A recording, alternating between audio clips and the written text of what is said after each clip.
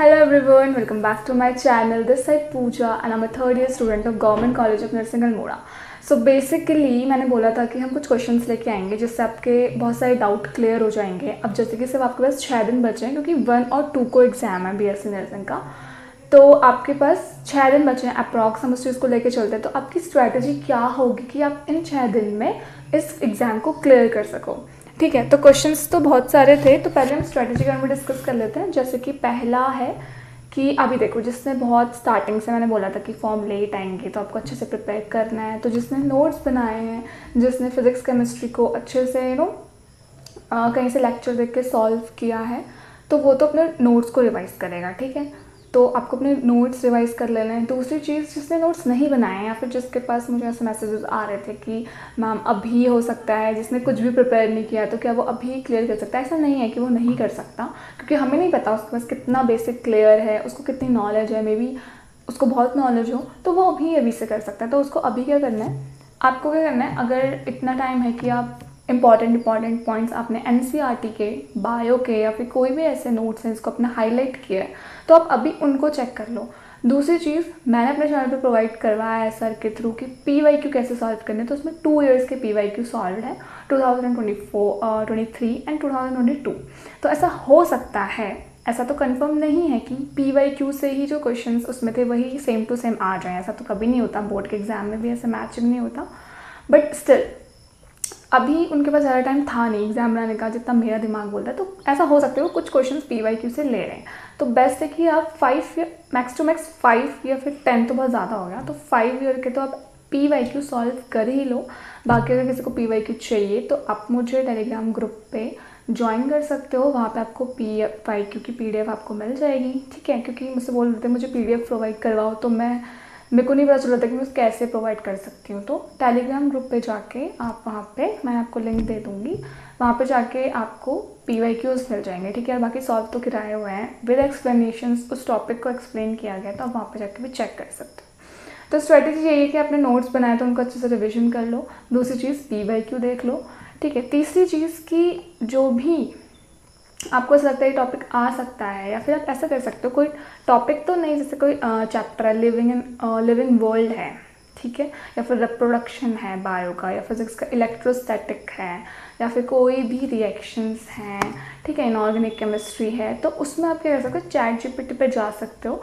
वहाँ पे आप डाल सकते हो कि मुझे इस टॉपिक के 50 क्वेश्चंस या फिर 20 क्वेश्चंस मैक्स टू मैक्स इस चैप्टर के बना के दे दो। हो सकता है कि वही क्वेश्चंस आपके एग्जाम में आ जाए, तो आप वहाँ से क्या कर सकते हो, उस चीज़ को क्लियर कर सकते हो।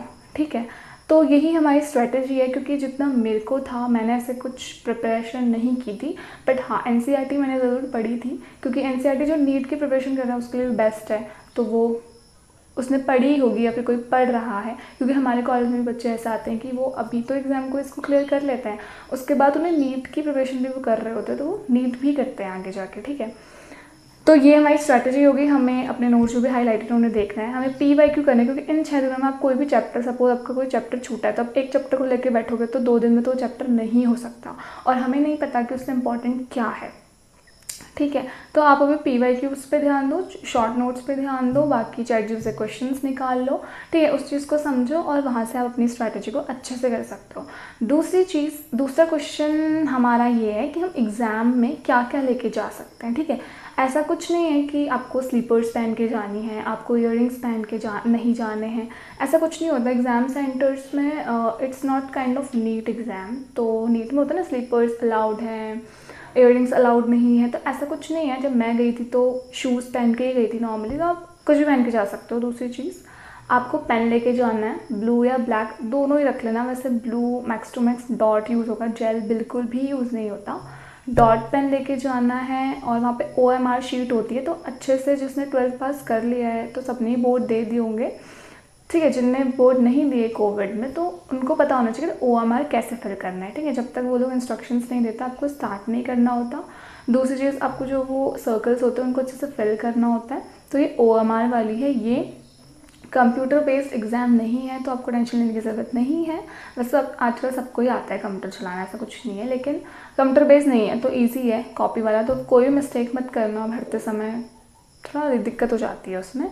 दूसरी चीज़, पेन वहाँ पे अलाउड है, हाँ। और जो आपको एडमिट कार्ड मिला होगा उसको लेके जाना है, ठीक है। एडमिट कार्ड से ही आपका वहाँ पे प्रवेश मतलब अलाउ आपको करेंगे कि हाँ ये एग्ज़ाम देना है, तो फिर एडमिट कार्ड लेके जाना कंपलसरी है।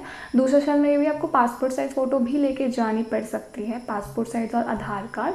तो अभी मुझे उतना कुछ पता नहीं है कि वो दो ले जाते हैं, ले जाते याद नहीं आ रहा, but admit card is must, ठीक है। बाकी आप अगर जाओगे अपने पेरेंट्स के साथ तो फ़ोटो आधार कार्ड रख लेना, ठीक है। अगर नहीं मांगेंगे तो वेल एंड गुड, मांगेंगे तो आप वहाँ पे ले आओगे, ठीक है। तो ये लेके जाने हैं। और इतना कुछ टफ एग्ज़ाम नहीं होता, 100 मार्क्स का होता है। क्वेश्चंस आपको सेलेक्टिवली करना है, फर्स्ट से स्टार्ट करना है और अच्छे से करना है। जो चीज़ नहीं आएगी, सपोज़ कि आपको क्वेश्चन नहीं आ रहा है, ठीक है, तो ऐसा नहीं है कि आपको वहाँ पे कोई बताएगा कि भाई रुक जा मैं तुझे बता दूंगा इसका आंसर, ऐसा बिल्कुल नहीं है। मे बी आपके फ्रेंड्स भी आए होंगे तो ऐसे चीटिंग वगैरह का कोई चांस नहीं होता, ठीक है। यहाँ पे इन्विजिलेटर्स होते हैं तो आप चीटिंग नहीं कर सकते।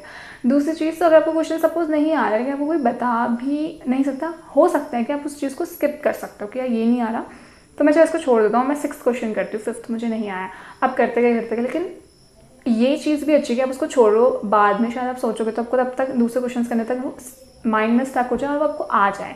लेकिन अगर आपने वो छोड़ दिया सपोज, ठीक है, और आप लास्ट तक कर रहे हो और टाइम हो गया है तो आपका वो क्वेश्चन छूट जाएगा, ठीक है। तो ट्राई करना कि आप उसी समय ही कर लो कि भाई चल तुक्का ही मार लेता हूँ लेकिन अभी कर लेता हूँ, क्योंकि लास्ट तक करते करते सपोज आपका वो छूट गया और अगर आप उसमें तुक्का मार लेते तो वो आपका सही हो जाता, तो नेगेटिव मार्किंग तो है नहीं, तो आपका 1 नंबर डिडक्ट नहीं होगा। तो मेक श्योर कि आप उसी समय उस चीज़ को फिल कर लो कि यार इसका ना यही होगा, कोई बात इसको कर लेती। तो सीरियल वाइज आप कर लेना, ऐसे एक करा फिर 99 वाला कर लिया, ऐसे नहीं करना है, सीक्वेंस वाइज जाना, पहले इंग्लिश कर लेना, ठीक है। जो भी आपका मतलब जो भी पैटर्न से वो दिया होगा, अगर इंग्लिश में क्वेश्चन समझ नहीं आ रहा है तो हिंदी में आप चेक कर सकते हो, क्योंकि दोनों ही लैंग्वेजेस में आपको पेपर दिया होता है। मैंने आपको पहले भी बताया था कि हिंदी में भी पेपर आता है और इंग्लिश में भी आता है, तो आप दोनों में क्रॉस चेक कर सकते हो, ठीक है। और ऐसा भी होता है कि क्वेश्चन जो है वो दूसरे क्वेश्चन से रिलेटेड हो सकता है, तो आपको वहाँ पर भी उसका आंसर मिल सकता है। तो बिल्कुल फुली माइंड से जाना, पैनिक करने की ज़रूरत नहीं है। एंजाइटी होती है कि भाई कैसे होगा, कुछ नहीं है, ये सोच के जाओ मुझे सब आता है, मुझे ऐसा कुछ नहीं, मैंने ऐसा कोई टॉपिक नहीं छोड़ा जो मुझे नहीं आता। ट्राई करो कि वो बहुत ईजी है, इस माइंड से जाओ कि ईजी है थोड़ा, मैं कर लूँगी या कर लूँगा, ठीक है। तो ये आपको क्या क्या लेके जाना है। दूसरी चीज़ हमने स्ट्रैटेजी देख ली। तीसरा हम देखेंगे कि अगर आपके पास उत्तराखंड का डोमिसाइल नहीं है तो आपको गवर्नमेंट कॉलेज मिलेगा नहीं मिलेगा। देखो उत्तराखंड का ये एग्ज़ाम है, it is a Uttarakhand BSc nursing entrance exam, तो उत्तराखंड का डोमिसाइल होना ज़रूरी है। मुझसे लोग पूछते हैं मेरे पास डोमिसाइल नहीं है, देखो डोमिसाइल होना इंपॉर्टेंट है। भले ही आप अभी आपके पास नहीं है तो आप कर लोगे, लेकिन एडमिशन और काउंसलिंग के टाइम पर जो आपसे वो उत्तराखंड का डोमिसाइल मांगेंगे तो फिर आपको दिक्कत हो जाएगी। तो अब हम डिस्कस करेंगे कि थर्ड क्वेश्चन है कि हमारा गवर्नमेंट कॉलेज मिलने का सेफ स्कोर क्या करते। तो देखो इट्स डिपेंड ऑन कैटेगरी। मुझसे पूछ रहे थे कि मैम क्या मेरा सेफ स्कोर होगा, तो SC/ST का, OBC का, EWS का और जनरल का अलग अलग सेफ स्कोर है। अगर कोई जनरल कैटेगरी है तो उसको 60+ और 65+ चाहिए। अगर उसको अल्मोड़ा कॉलेज चाहिए, दून चाहिए, ठीक है, हल्द्वानी कॉलेज चाहिए, तो उसको 65 से प्लस होना चाहिए, ठीक है। 65 से भी क्या, आई थिंक 70 हम मानते हैं, जनरल का तो 70+ होना चाहिए। क्योंकि मेरी 68 मार्क्स थे तो मुझे अल्मोड़ा मिला था, मे बी शायद मुझे मिल जाता हल्द्वानी, बट मैंने मॉपअप राउंड नहीं करवाया था, जो कि 3rd राउंड होता है। दूसरी चीज़ SC कैटेगरी का ये है कि 50+ भी आपके 50-55 भी है तो आपको गवर्नमेंट कॉलेज मिल जाएगा, लेकिन आपके पास डोमिसाइल्स होने चाहिए। अगर आपके पास डोमिसाइल नहीं हुआ सपोज तो आपका एडमिशन कैंसिल होने के चांसेस हो सकते हैं। दूसरी चीज़ OBC है तो उसको भी 55+ में कॉलेज मिल जाता है, ऐसी कोई टेंशन की बात नहीं है। EWS सपोज मैं जनरल कैटेगरी से हूँ और मेरे 68 नंबर थे, ठीक है, रैंक मेरी 112 थी, तो मुझे मिल जाता है EWS में, क्योंकि 10% वहाँ पे इंक्रीज़ हो जाता है। तो that's it for the categories की किस कैटेगरी में या किस चीज़ में हमारा सेफ स्कोर है कि हमें गवर्नमेंट कॉलेज मिल जाए। And that's it for this video. I hope कि आपको इससे थोड़ा सा नॉलेज मिला होगा हमें कैसे प्रिपेयर करना है 6 दिन में। दूसरी चीज़ जो वीडियो है वो इस रिलेटेड पाएगी कि एडमिशन लेने के बाद आपको क्या क्या चीज़ें करनी होंगी, नर्सिंग लाइफ में आपको क्या क्या ऑब्स्टिकल्स फॉलो करने होते हैं, या फिर उसको आपको देखना होता है कि आप किस चीज़ से कैसे लोगों को सर्व कर सकते हो। Thank you so much for watching.